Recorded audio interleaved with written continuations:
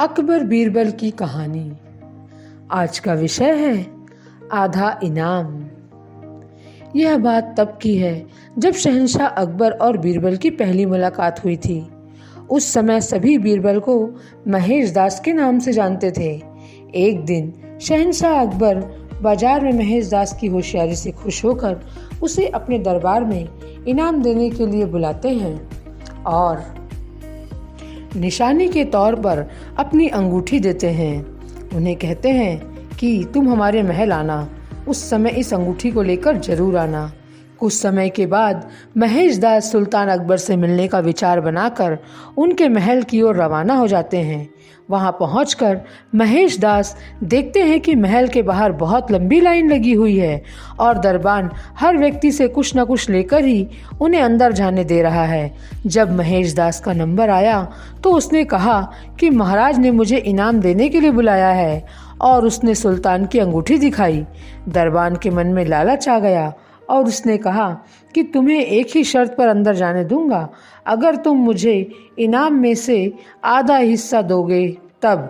दरबान की बात सुनकर महेश दास ने कुछ सोचा और उसकी बात मानकर महल में चले गए। दरबार में पहुंचकर वह अपना नंबर आने का इंतजार करने लगे। जैसे ही महेश दास की बारी आई और वो सामने आए तो शहंशाह अकबर उन्हें देखते ही पहचान गए और दरबारियों के सामने उनकी बहुत तारीफ की। बादशाह अकबर ने कहा कि बोलो महेश दास, तुम्हें इनाम में क्या चाहिए। तब तक महेश दास ने कहा कि महाराज, मैं जो कुछ भी मांगूंगा क्या आप मुझे इनाम में देंगे। बादशाह अकबर ने कहा कि बिल्कुल बिल्कुल, मांगो, क्या मांगते हो। तब महेश दास ने कहा कि महाराज, मुझे पीठ पर 100 कोड़े मारने का इनाम दे। महेश दास की बात सुनकर सभी को हैरानी हुई और बादशाह अकबर ने पूछा कि तुम ऐसा क्यों चाहते हो।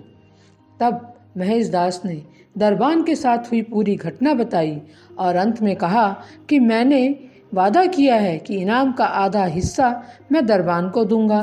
तब अकबर ने गुस्से में जाकर दरबान को 100 कोड़े लगवाए और महेश दास की होशियारी देखकर अपने दरबार में मुख्य सलाहकार के रूप में रख लिया।